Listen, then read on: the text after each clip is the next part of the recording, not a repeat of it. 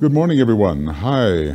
This will be a 20-minute talk which will solve all the mysteries of Makara, Venus, and the creative hierarchies. Are you ready? Oh, there's that chart. You know, the one that sends many running. I thought Harold had a good idea. I will begin at the end. Maybe stay there. I'm going to deal with about 8 mysteries. No, actually there's 9. Rather briefly. These mysteries, I'll say them out in the beginning so that at least we'll know what should have been covered. The mystery which relates the solar angels to the 5 liberated creative hierarchies. The mystery of serpents and dragons.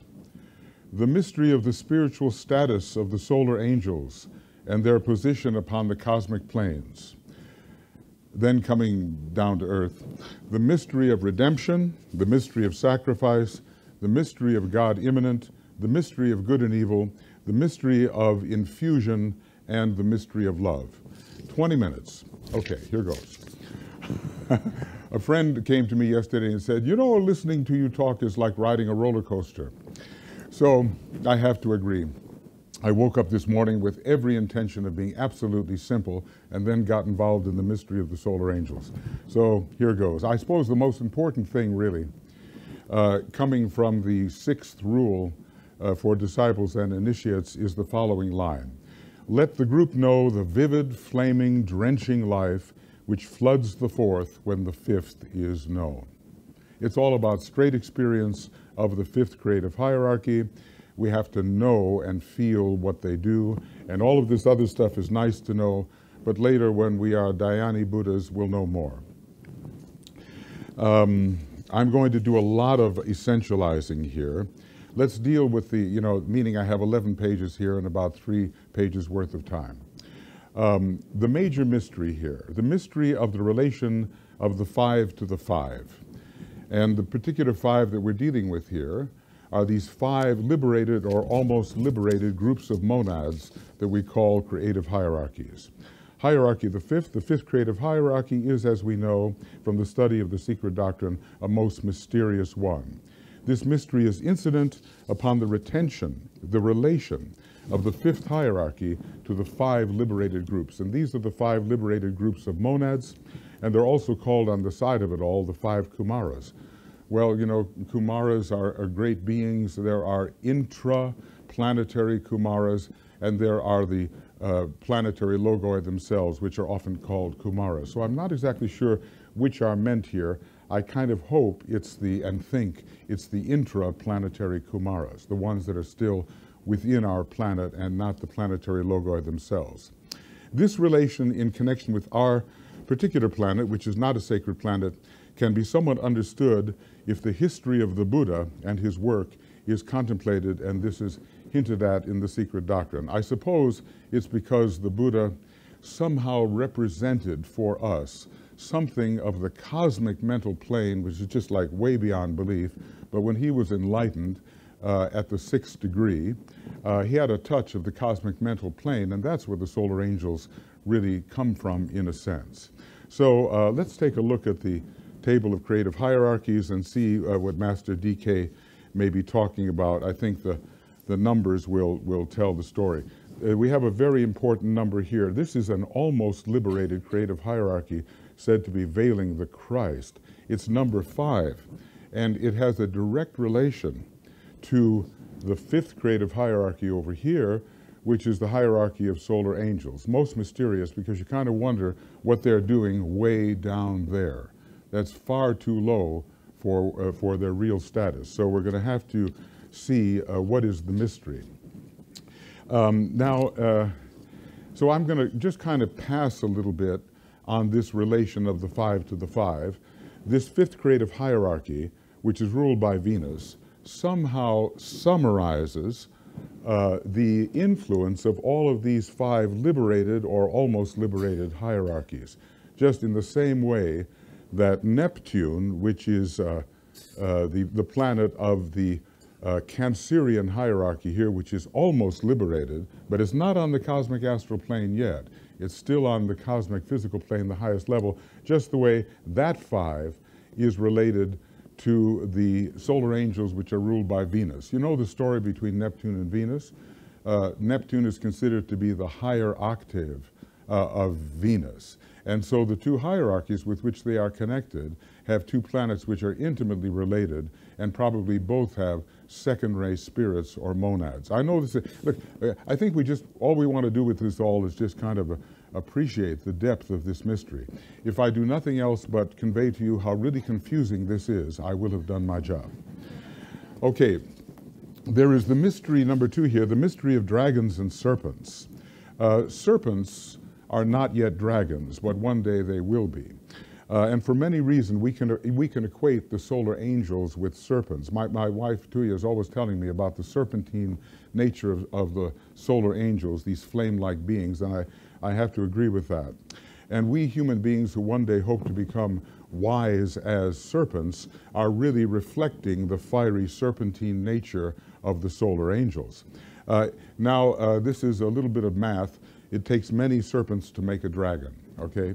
So this is hearkening back to what Robert said last night about the 49 groups of solar angels that will be breathed out as planetary logoi in the next Mahamanvantara. So solar angels or serpents in their aggregate will become planetary logoi, and every planetary logos is a dragon of wisdom, a dragon of, actually, interesting how he writes it, a dragon of wisdom, love. That's how he writes the name of the planetary logos. So they're on their way. One day they will be on the path of the planetary logoi, not yet, but solar angels are serpents who are going to become dragons. The text continues here. The relation of the 5th hierarchy to a certain constellation also has a bearing on this fundamental mystery of why the 5th creative hierarchy is related to the 5 Kumaras. This is hidden in the karma of our solar logos and concerns his relationship to another solar logos and the interplay of force between them in a great Mahakalpa. Well, you know, I don't know why he's mincing words there. I'm pretty sure that other solar logos is Sirius, from whom the dragon religion and the serpent religion influences the earth. Also, the constellation of the dragon is involved. So our solar logos has a connection with Sirius. It's a big connection, and Sirius is so important in our present solar system, but they had a relationship among themselves in a previous solar system. You know, the big green ball that Robert was showing us last night, that earlier a major solar system. I'm sure we are told Sirius was even more influential at that time. Okay, so DK says, this is the true secret of the dragon. It was the dragon influence or the serpent energy which caused the influx of manas or mind energy, manasic or mind energy into the solar system. Well, that's Sirius for sure. Sirius was responsible for bestowing manas upon our solar logos, or at least stimulating it. Entangled closely with the karma of these two cosmic entities was that of our lesser cosmic entity, who is the life of our planet, the planetary logos. It was this triple karma which brought the serpent religion and the serpents or dragons of wisdom in Lemurian days. And I won't go on with that anymore, but suffice it to say, there is an incredible Syrian connection here, and everything having to do with us becoming true serpents of wisdom. That means like the masters, or a master of wisdom is even called a lesser dragon of wisdom. And one day we will become lesser dragons of wisdom, especially those of us who are hoping, or being assigned to Earth service, because the lesser dragons of wisdom are particularly those who have to work under the green dragon on the first path of Earth service. How many of you would like to be on the path of Earth service, that humble, very tedious, and long-lasting path, which, if you do it right, will make you a solar logos next? Hands? All right. You have to fight your way, though, onto that path. All right. Now, here is really, this is a knotty one, and this is the mystery of the true status of the 5th creative hierarchy and its position upon the cosmic planes. Boy, this one kept me going, and first of all, DK says we can't solve any of this. It's insoluble, okay, given what we presently know and the limitations of our minds. But at least if we know how difficult the problem is, then, you know, we have a certain humility and appreciation for it and are not liable to jump to conclusions and make bold and stupid pronouncements. So, how high really are the solar angels to be placed? In other words, are they to be placed no higher than the Buddhic plane? Which, you know, of course, they are filled with Buddhi and they are filled with love. But is this their true plane? Because they certainly are operating on the mental plane here, helping to create our causal body. So what is their true locus, their true focus? Well, let's consider a few little implications here. A solar angel is an initiate of all degrees. What does that mean? Okay, well, you know, how many degrees are possible for a human being? 9 degrees. Maybe it wasn't so in the previous solar system. Maybe only 7 degrees were possible, 7 degrees of initiation. But as far as humanity is concerned, they are an initiate of all degrees, and they're members of the council of the solar logos, when even a master of the wisdom is doing well to become a member of our planetary council. So these are high beings, okay? So are they just, you know, hanging out on the Buddhic plane or what? Okay, they left, presumably in the last solar system, for that great training center for solar angels. They were, what did you say, Robert, enlightened Brahmins of the ancient time, and some of them went off to Sirius for training. And you know where that path onto Sirius leads. It leads onto the cosmic astral plane, which is above this whole thing, right? And how do you travel when you go that way? You know, you can't leave your monad behind and go somewhere, right? So they themselves as monads did this traveling onto the cosmic astral plane in order to reach Sirius, unless, of course, it was entirely different in those days, and Sirius was not really on the cosmic astral plane. But I'm assuming it was, because we are told that if we want to become solar angels, and the bulk of us will become solar angels, we have to travel onto the cosmic astral plane, presumably in our monad. That's our particular spaceship. So from this perspective, the monads of these solar angels have already escaped the cosmic physical plane, even though they're operating down here now. In order to get that wider education, they had to at least focus cosmic astrally, and Sirius as a whole is focused cosmic mentally. So, so sometimes I've wondered whether all the creative hierarchies, these groups of monads up here and beyond, are really all of them solar angels of a particular kind. You know what I mean? Maybe, you know, maybe this term solar angels is a generic term, and maybe all of these hierarchies, being influenced by the second circle of petals from the egoic lotus of the solar logos, maybe they're all solar angels. So we have to be careful how the word is applied. Here it says they receive their primary impulse from the cosmic astral plane, but they are also expressions of a vibration emanating from the second row of petals in the logoic lotus on the cosmic mental plane. So solar angels are high beings, and they have escaped already the cosmic physical plane. Now, I think, to make a long story short, it's tremendously sacrificial what they're doing. And they are working all the way down here on the Buddhic and also on the mental plane, where a portion of their energy substands what we call the egoic lotus. But as well, they are coming through the head center and heart center of our planetary logos. And you know, I have a theory here, and I have 11 minutes. Whoops, and I'm a little disoriented, but that's all right, you know, nothing should change. There is something here, let's see, Fellowship of Cosmic Fire, right. Okay, so AAB diagrams. This is the typical diagram we always use. Now I've forgotten why I've even going there. Yes, okay. It's just a third-rate brain, right? What are you going to do? All right. So look over here.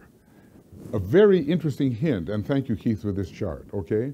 A very interesting hint exists in relation to where the chakras are found in the constitution of man. While the lower chakras are found on the fourth ether, okay, the higher chakras are apportioned to the third ether, second ether, and first ether, namely in this manner. that the throat center is on the third ether, the heart center is on the second ether, and the head center, including the ajna center, I would say, are on the first ether. Now, if you extrapolate by the law of analogy, you know what that does for the solar logos' chakras, don't you?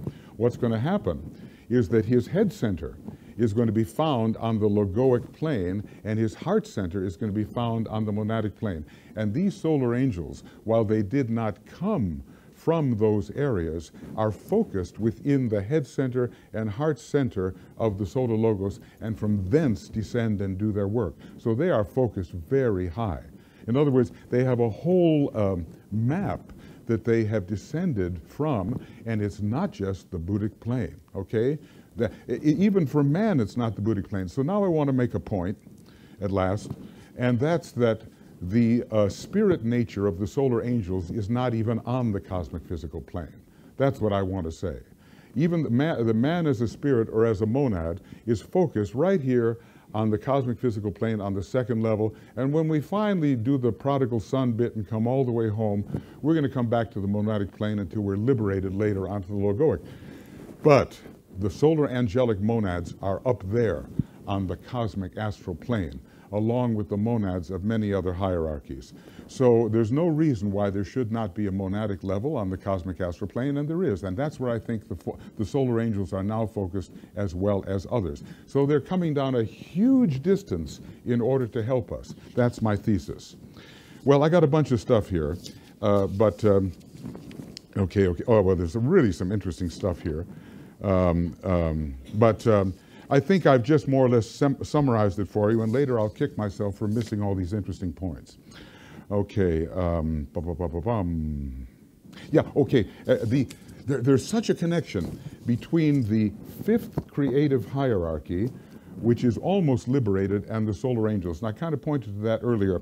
And they are mediating hierarchies, both of them. One is Cancer, one is Capricorn. So here is this veiling the Christ hierarchy, in which Neptune is the hierarchical ruler, and it's Cancer. And they're not even on the cosmic astral plane yet. They're a bridge. They are a bridge between where the Christ is trying to go to the cosmic astral plane and the whole cosmic physical plane. This is a bridging hierarchy because truly and really, it's not yet there. Where it is found is on the highest ether of the cosmic physical plane.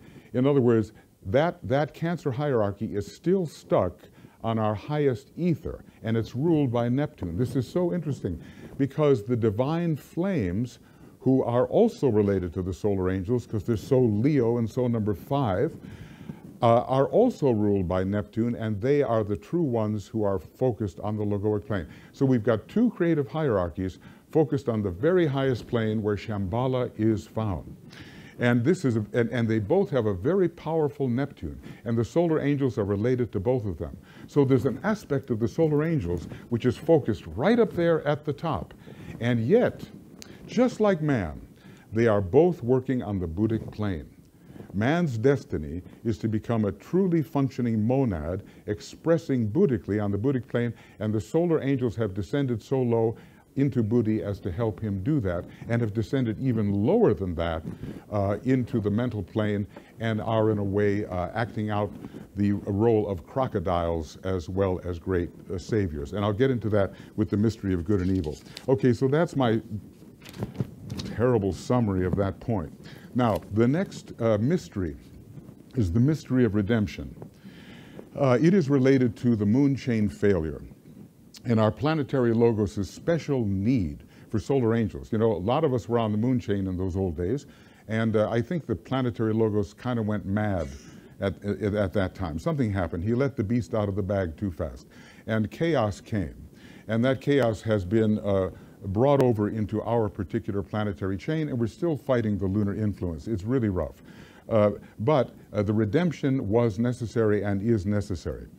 This redemption, this process of redemption, is connected to the way that Sanat Kumara can always bring good out of evil, and to an even greater capacity, which the solar logos has, to even use the machinations of the Black Lodge as part of the plan, which our Sanat Kumara, our planetary logos, cannot yet do. The solar angels are hearts of fiery love. But their ministrations to the sons of men, which Robert pointed out yesterday are a necessity for their evolution, are helping them go much deeper into love, so that when they become planetary logoi, or true dragons of wisdom love, they will express an even fuller measure of love. And that love that they have now is the redeeming factor that's lifting many of us moonchain failures up into a higher state of love and wisdom. Now, not everybody is a moonchain failure or even a failure from a previous solar system, only some of us. But what happens here is that even if you're not a moonchain failure, our whole planetary scheme is affected by that. It's affected by the failure. So even if you didn't have anything to do with that, you're still suffering the karmic consequences of it. So that's the mystery of redemption. It comes out of a deep well of love and the need of the solar logos to get things moving on hospital Earth so that he can have a base of the spine center to take his 5th initiation at the end of this Mahamanvantara, either 4 or 5. You know, we've got to be in good shape if we're going to be a base of the spine for the solar logos. Okay, the next thing is the mystery of sacrifice. The solar angel is in the midst of expressing a huge sacrifice. And, you know, it can last from 10 million years for those of us who may come from the moon chain to up to 25 million years for those who are earth chain humanity. Sanat Kumara especially, who is higher than the solar angels, of course. He's the Lord of the Flame and essentially a planetary logos. He's called the Great Sacrifice, and he's teaching these solar angels even more about sacrifice. So the sacrifice of the solar angels is an expression of their love, and they're so infused with love, even though it's not as great as that of the planetary logoi, that they sacrifice because of love. And that's not just calculation, and that's just not expectation. That is a prompting of the heart of love, which makes sacrifice the most natural thing to do. So love and sacrifice go together. The more you sacrifice, the more you love, and the more you love, the more you sacrifice. Okay, the next mystery. Mystery of God immanent. This is the mystery of God within. This is the mystery which humanity must learn, and really fast, because if you only believe in God transcendent, we're going to be in trouble. There's a lot of religions out there in the world that pretty well believe in God transcendent and not God immanent, and they're all going to fight with each other, okay? So as soon as we bring God immanent into the picture, we're going to have a much better basis for human understanding. These solar angels in us, who are representatives of the great God of love, it's like the solar logos being in us, their immanence in us. And it tells us, it represents God the solar logos in us. Okay, the mystery of good and evil. 2 minutes and 42 seconds. Okay, the mystery of good and evil. The 5th creative hierarchy is a dual hierarchy. Parts of that hierarchy are called the crocodiles and relate to the human personality. This is a hierarchy ruled by Capricorn, in which the best of human beings and the worst can appear. Capricorn is like a diamond. Here's the top, here's the bottom. This is the great hierarchy of light. This is the infernal hierarchies. That's the diamond.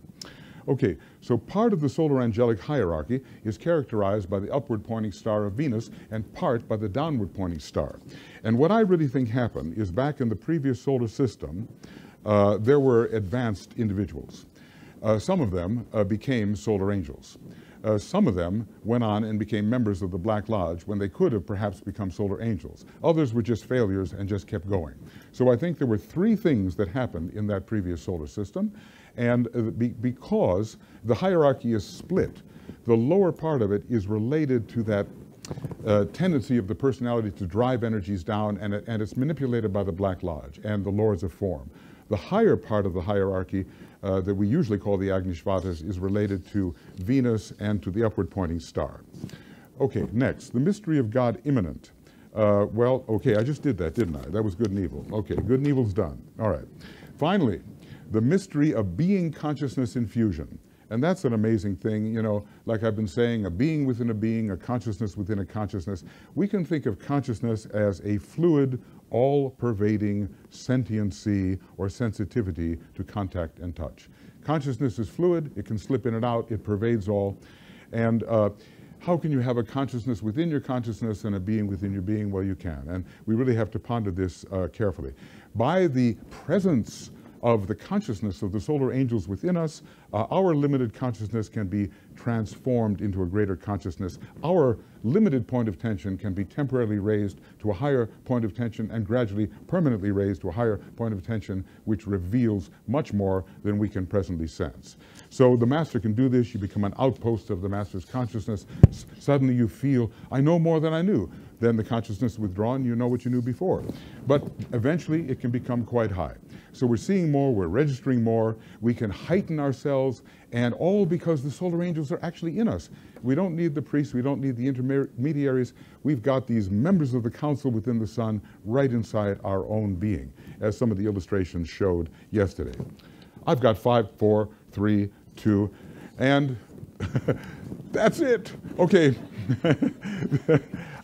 I'll just repeat the mysteries for the sake of, Master Morya says, when you want to remember something, hit your forehead. He says, press the bridge of your nose and you can make an indentation. All right. The mystery which relates the solar angels to the 5 liberated creative hierarchies, the mystery of serpents and dragons, the mystery of the spiritual status of the solar angels and their position upon the cosmic planes, the mystery of redemption, the mystery of sacrifice, the mystery of God immanent, the mystery of good and evil, the mystery of infusion, and finally, the mystery of love. I'm 37 seconds over, 38, bye. Okay.